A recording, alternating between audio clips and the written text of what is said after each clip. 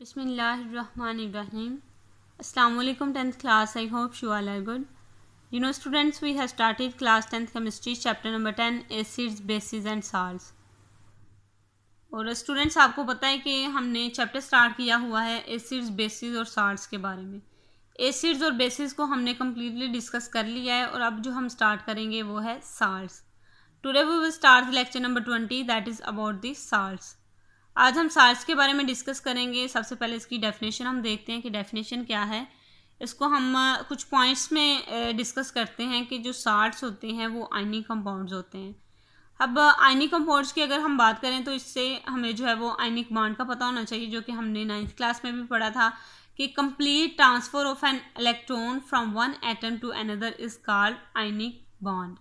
यानी कि ऐसा बॉन्ड जो कि कंप्लीट ट्रांसफ़र इलेक्ट्रॉन के ट्रांसफ़र से बनता है एक एटम से दूसरे एटम में, तो उसको हम कहते हैं आयनिक बॉन्ड. अब आयनिक बॉन्ड में क्या होता है कि वन जो है वो डोनर होता है और एक एटम जो है वो एक्सेप्टर होता है. अगर हम यहाँ पर बात करें तो ये हमारे पास है NaCl. Na जो है वो उसके ऊपर जो है वो एक इलेक्ट्रॉन है और इसके ऑटोनॉमस शेल में एक इलेक्ट्रॉन है, इसमें जो है वो 7 है. अब ये ग्रुप 1 से रिलेट करता है इसलिए इसके पास 1 है, ये 7 से करता है इसके पास 7 है. अब इसको जो है वो डेफिशिएंसी इलेक्ट्रॉन की इसको भी. अब ये क्या करेगा कि इजीली जो है वो अपना एक इलेक्ट्रॉन जो है वो क्लोरीन को दे देगा. अब इसने क्या किया है कि अपना कंप्लीटली जो इलेक्ट्रॉन है वो क्लोरीन को ट्रांसफ़र कर दिया है और इन दोनों के दरम्यान एक बॉन्ड बना है जिसको हम क्या कहते हैं आयनिक बॉन्ड. आयनिक बॉन्ड क्यों बना है?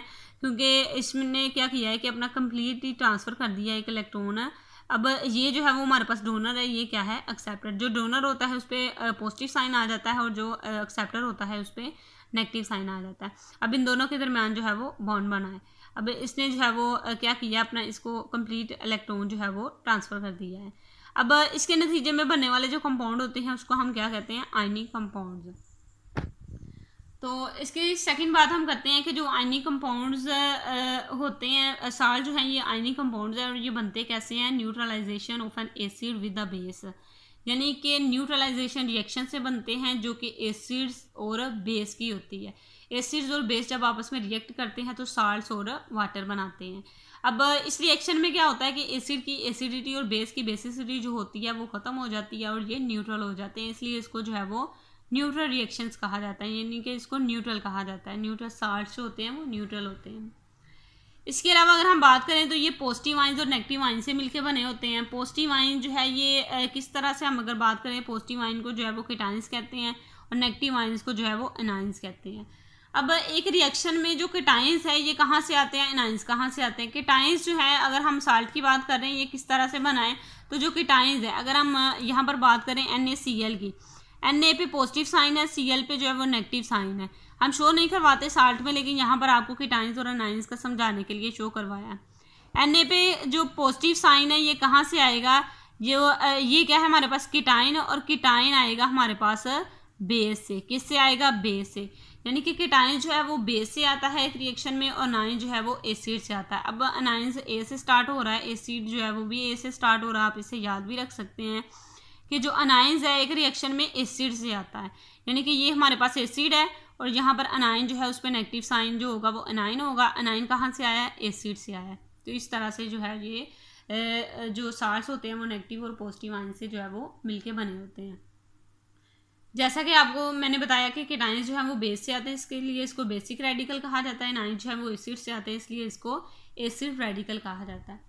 तो स्टूडेंट्स इसके बाद हम देखते हैं कि साल्ट को जो है वो नेम किस तरह से दिया जाता है. इससे पहले मैंने आपको प्रीवियस लेक्चर में बताया था कि जो इसकी आइडेंटिफिकेशन क्या है साल्ट की, कि जिनके लास्ट पे जो है वो SO4 NO3 Cl PO4 वगैरह आता है उसको हम कहते हैं ये साल्ट्स हैं. यानी कि ऐसे हमारे पास जो है वो कंपाउंड्स जिनके लास्ट पे जो है वो आ जाए, सल्फेट आ जाए, नाइट्रेट आ जाए, क्लोरीन आ जाए, फॉस्फेट आ जाए, तो उनको हम क्या कहते हैं साल्ट. जैसा कि अगर हम एक साल्ट बनाना चाहते हैं तो हम एसिड एक हमारे पास जो है वो मेटल होगी और दूसरी यानी कि मेटल से मिलकर जो बना होता है ना, फर्स्ट इसका जो एलिमेंट होता है वो क्या होता है? मेटल होता है. दूसरा जो है वो साल्ट से एसिड से जो है वो अखज़ किया जाता है. तो जैसा कि हमारे पास हम यहाँ पर चाह रहे हैं कि ये क्या बने, ये बने हमारे पास साल्ट. तो हम कौन सा साल्ट बनाना चाहते हैं? ये हमारे पास मेटल्स हैं, तो आप मेटल को किसी भी के साथ भी जो है वो यहाँ पर रिएक्शन करवाएं तो हमारे पास जो है वो साल्ट्स बन जाएंगे। किस तरह से, अगर हमारे पास सोडियम है Na है तो Na का हम जो है वो इसके साथ करवा रहे हैं रिएक्शन, या इसके साथ करवा रहे हैं, या फिर Cl के साथ करवा रहे हैं जैसे यहाँ पे, तो Na जो है वो हमारे पास क्या है, मेटल है। Na जब क्लोरीन के साथ अटैच होगी तो ये बना देगी NaCl। क्लोरीन कहाँ से आया, ACl हमारे पास था, ये एक एसिड था, एसिड से जो है वो हमने इसको अखज़ किया। इसके अलावा अगर हम बनाना चाह रहे हैं, हमारे पास जो NO3 है, NO3 जो है वो पोटाशियम है, पोटाशियम जो है वो उसका हम कहाँ से लिया है, एक एसिड से लिया है, और सॉरी पोटाशियम हमारे पास मेटल है, और नाइट्रेट को हमने कहाँ से लिया है, एक एसिड से लिया है। अब पोटाशियम जो मेटल है वो नाइट्रेट के साथ रिएक्ट करके पोटाशियम नाइट्रेट बना देगी। अब पोटाशियम नाइट्रेट जो है वो हमारे पास साल्ट है। यानी कि साल्ट की आइडेंटिफिकेशन की अगर हम बात करें तो उसके लास्ट पे SO4, NO3, Cl और PO4 जो है वो आते हैं। तो इसके बनाने का मैंने तरीका बता दिया कि फर्स्ट नेम जो है वो मेटल का होता है, जैसे सोडियम है, पोटाशियम है, जिंक, कैल्शियम और सिल्वर वगैरह, ये क्या है, मेटल्स है। फर्स्ट नेम जो है वो साल्ट में मेटल का होगा, और सेकंड नेम जो है वो एसिड से डिराइव किया जाएगा। जैसे एसिड हमारे पास ACl है तो Na जो है वो Cl के साथ मिलकर क्या बना देगा, NaCl। इसके अलावा अगर हम बात करें तो एसिड हमारे पास HNO3 है, तो NO3 जो है वो एसिड से लेंगे, और पोटाशियम हमारे पास क्या है, मेटल है, और ये दोनों मिलके क्या बना देंगे, पोटाशियम नाइट्रेट बना देंगे। तो इस तरह से जो है ये रिएक्शन होगा। तो स्टूडेंट्स इसके बाद हम बात करते हैं कुछ इसकी प्रॉपर्टीज़ की, कुछ इसकी करैक्टर्स हम देखते हैं साल्ट्स के क्या होते हैं। तो फर्स्ट में हम बात करते हैं कि साल्ट्स और आयनिक कंपाउंड्स। हमने पहले देखा अभी कि साल्ट जो है वो आयनिक कंपाउंड्स होते हैं, ये क्रिस्टलाइन फॉर्म में प्रेजेंट होते हैं। सेकंड बात ये कि इनके high melting and boiling points जो हैं वो होते हैं, यानी कि ये क्रिस्टलाइन फॉर्म में है तो इनके जो मेल्टिंग और बॉइलिंग पॉइंट्स हैं वो भी हाई होंगे। इसके अलावा कंटेन वाटर ऑफ क्रिस्टलाइजेशन, इसमें वाटर ऑफ क्रिस्टलाइजेशन जो है वो प्रेजेंट होता है, क्योंकि ये इसकी शेप, जो क्रिस्टल्स की शेप है इसको जो है वो मेंटेन रखता है, इसके लिए रिस्पॉन्सिबल होता है। अब जो नंबर ऑफ मॉलिक्यूल्स हैं वाटर के, ये स्पेसिफिक होते हैं हर साल्ट के लिए, और इसके केमिकल फार्मूला के साथ ही हम इसको लिख देते होते हैं। यानी कि हमारे पास जो वाटर के मॉलिक्यूल हैं वो डिफरेंट होंगे डिफरेंट साल्ट के साथ। अगर हम कॉपर सल्फेट की बात करें तो इसमें 5 मॉलिक्यूल जो है वो वाटर के होंगे। अगर कैल्शियम सल्फेट की बात करें तो इसमें जो है वो 2 वाटर के मॉलिक्यूल होंगे। यानी कि हर साल्ट के जो है वो डिफरेंट वाटर के जो है वो मॉलिक्यूल इसमें प्रेजेंट होंगे। तो स्टूडेंट्स इसके अलावा हम लास्ट बात करते हैं साल्ट्स एंड न्यूट्रल कंपाउंड्स। हमने बात की कि साल्ट जो है वो न्यूट्रल कंपाउंड्स होते हैं। हमें पता है कि ये इक्वल नंबर ऑफ पॉजिटिव और नेगेटिव आयंस पे कंसिस्ट नहीं करते, इससे मिलके नहीं बने होते, लेकिन इसके अंदर जो है वो इक्वल नंबर ऑफ पॉजिटिव और नेगेटिव चार्जेस जो हैं वो प्रेजेंट होते हैं। यानी कि यहाँ पर अगर हम बात करें Na की तो इस पर एक ही जो है वो पॉजिटिव साइन है, और अगर यहाँ पर क्लोरीन की बात करें तो इसमें भी एक है। तो इन दोनों ने क्या करना है कि रिएक्ट कर लेना है, और रिएक्शन के नतीजे में आयनिक कंपाउंड्स बना देने हैं, और वो हमारे पास जो आयनिक कंपाउंड्स हैं वो कौन बनाते हैं, साल्ट्स बनाते हैं। और अगर यहाँ पर Cl जो है वो यहाँ पर 2 होता तो यहाँ पर Na जो है वो भी 2 होना चाहिए था, क्योंकि ये जो है ये न्यूट्रल होते हैं, और न्यूट्रल में जो है वो इनका रिएक्शन होगा न्यूट्रल ही होगा, यानी कि इस पर कोई चार्ज जो है वो नहीं होगा, ये न्यूट्रल होंगे। तो स्टूडेंट्स इसके थे ये कुछ करैक्टर्स हैं जो हमने यहाँ पर डिस्कस किए हैं। इसके अलावा हम बात करते हैं इसकी प्रिपरेशन की, कि जो हमारे पास साल्ट्स होते हैं इनको प्रिपेयर जो है वो किस तरह से किया जाता है। तो स्टूडेंट्स आपको पता है कि कुछ साल्ट्स जो हैं वो वाटर सोल्यूबल होते हैं और कुछ जो है वो इनसोल्यूबल होते हैं। अब इनके प्रिपरेशन के मेथड जो है ये भी डिपेंड करते हैं इनकी सोल्युबिलिटी के ऊपर, कि वाटर में सोल्यूबल जो है वो कौन से होते हैं और इनसोल्यूबल जो है वो कौन से होते हैं। तो अगर हम इनके जनरल मेथड देखें प्रिपरेशन के, तो ये जनरल मेथड जो है इनकी प्रिपरेशन के 5 होते हैं, और 5 में से जो 4 हैं वो सोल्यूबल साल्ट्स को प्रिपेयर करते हैं, और जो 1 है वो इनसोल्यूबल साल्ट को प्रिपेयर करता है। यानी कि इसकी मेथड हमने देखने हैं वो 2 तरह से होंगे, प्रिपरेशन ऑफ सोल्यूबल साल्ट्स और प्रिपरेशन ऑफ इनसोल्यूबल। जो 4 है हमारे पास मेथड वो सोल्यूबल साल्ट्स बनाएंगे, और जो एक हमारे पास बचेगा वो इनसोल्यूबल साल्ट बनाएगा। तो यहाँ पर हम सबसे पहले डिस्कस करेंगे प्रिपरेशन ऑफ सोल्यूबल साल्ट। हम देखेंगे कि जो सोल्यूबल साल्ट है इसमें 4 रिएक्शन किस तरह से होते हैं। तो सबसे पहला जो रिएक्शन है by the reaction of an acid and a metal, जो पहला है उसमें हमने रिएक्शन देखना है एक एसिड का एक मेटल के साथ। तो यहाँ पर आप देख सकते हैं ACl हमारे पास जो है वो एक एसिड है, और Mg जो है वो हमारे पास क्या है, एक मेटल है। और आपको पता है स्टूडेंट्स के जो हमारे पास मैग्नीशियम है वो मेटल है, और ACl जो है वो क्या है, एसिड। अब इन दोनों का रिएक्शन होगा, यानी कि एसिड और मेटल का रिएक्शन होगा, इसके नतीजे में हमारे पास मैग्नीशियम क्लोराइड बनेगा, यानी कि यहाँ पर 2Cl जो है वो हमारे पास आ जाएंगे यहाँ पर। और आपको पता है हमने बात की थी कि एसिड से जो है वो अनाइन आता है।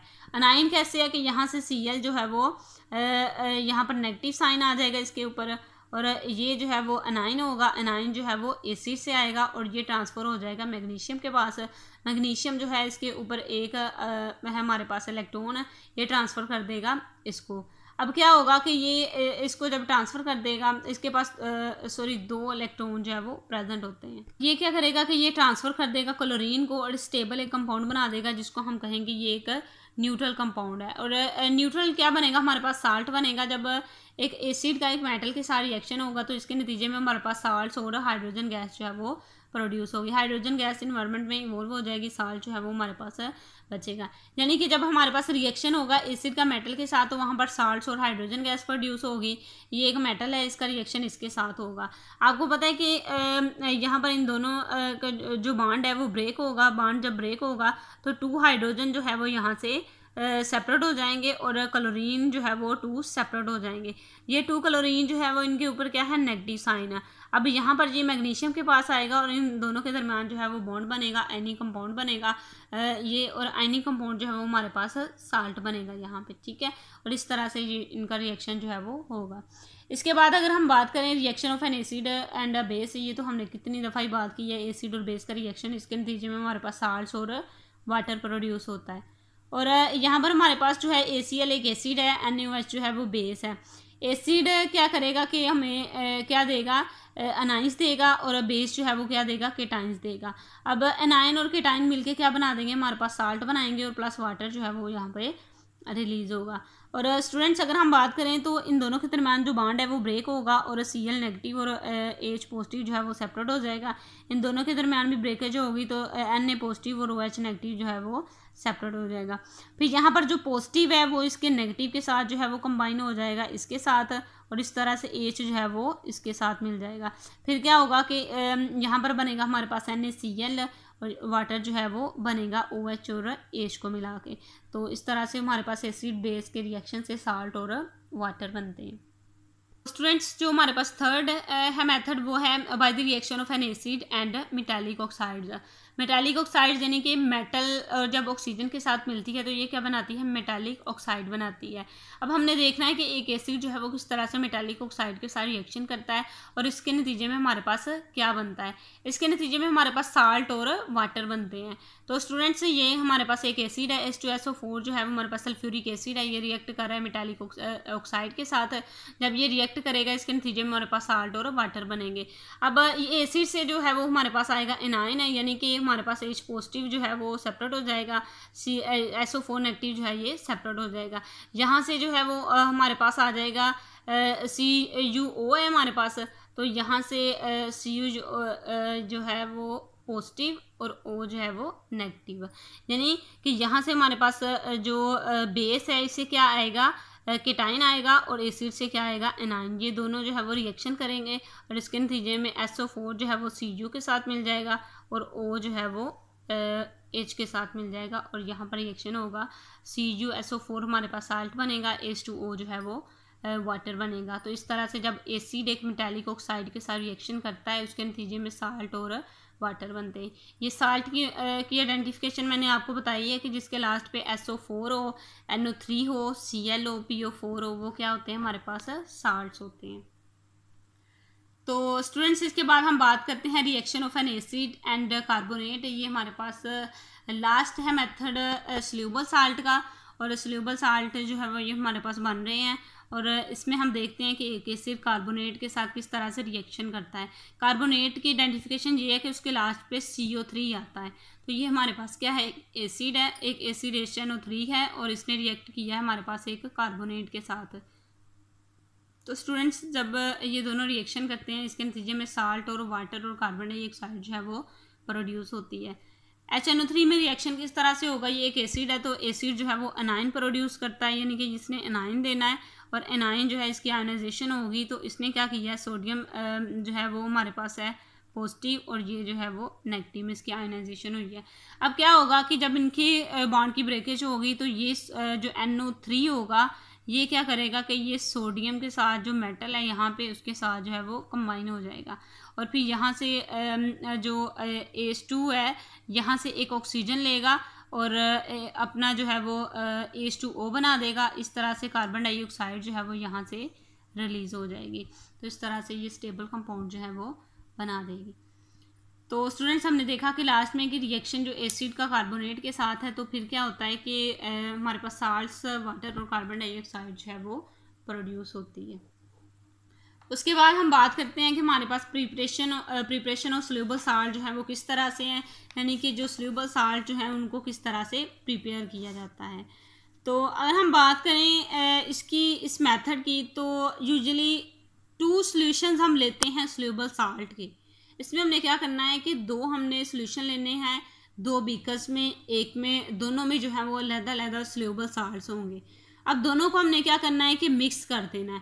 इनके मिक्स होने के नतीजे में जो हमारे पास रिजल्ट आएगा वो एक होगा हमारे पास इनसोल्यूबल साल्ट और एक होगा सोल्यूबल साल्ट, यानी कि एक साल्ट जो है वो सोल्यूबल होगा और दूसरा जो है वो इनसोल्यूबल होगा। और जो इनसोल्यूबल साल्ट होगा उसका कैसे पता चलेगा, वो प्रेसिपिटेट हो जाएगा, यानी कि सॉल्यूशन में जो है वो सॉलिडिफाई हो जाएगा। और दूसरा जो हमारे पास होगा वो हमारे पास होगा सोल्यूबल साल्ट, यानी कि यहाँ पर मैंने बात की कि 2 बीकर हमने लेने हैं, उनमें हमने क्या करना है कि सॉल्यूशन लेने हैं 2 अलग-अलग सोल्यूबल साल्ट के, इनको हमने मिक्स करना है एक में, और जब हम मिक्स करेंगे उसके नतीजे में 2 साल्ट हमारे पास बनेंगे, यानी कि 2 साल्ट हमारे पास कैसे बनेंगे, एक जो है वो बनेगा हमारे पास सोल्यूबल, दूसरा जो है वो इनसोल्यूबल बनेगा। इस तरह हमने इसका रिएक्शन देखा, AgNO3 जो है वो भी साल्ट है, NaCl जो है वो भी साल्ट है। इन दोनों का हमने रिएक्शन करवाया और जब इन दोनों का रिएक्शन करवाया इसके नतीजे में AgCl बना और NO3 जो है वो बना है।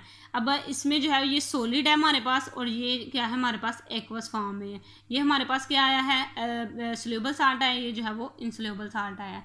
तो स्टूडेंट्स ये था आज का हमारा लेक्चर जिसमें हमने डिस्कस किया, टाइम बहुत कम था और इसमें हमने जो है वो इतना एक्सप्लेन किया है जितना किया है। होप कि आपको इसकी समझ आ गई होगी। इसके अलावा आपने टेस्ट योरसेल्फ 10.4 जो है वो आपने अच्छे से करनी है। इसमें क्वेश्चंस हैं कुछ दिए गए वो आपने सोल्व करने हैं। Thank you so much for listening me carefully. Take care. अल्लाह हाफिज़।